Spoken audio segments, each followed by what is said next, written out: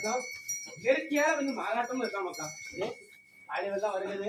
கப்பல் தேர்வும் வச்சிருது. ஐயா எல்லா மக்களும் என்னோட பாகத்தை போற்றி பணிந்து நின்றாலே உங்களை பாதுகாத்து நான் தரேன் சொல்லுது. அதெல்லாம் பயப்பட வேண்டாம். காளி வெள்ளம் மக்கா வருகுதப்பா வருகுதப்பா ஒரு கப்பல் செய்து நீங்க வைத்து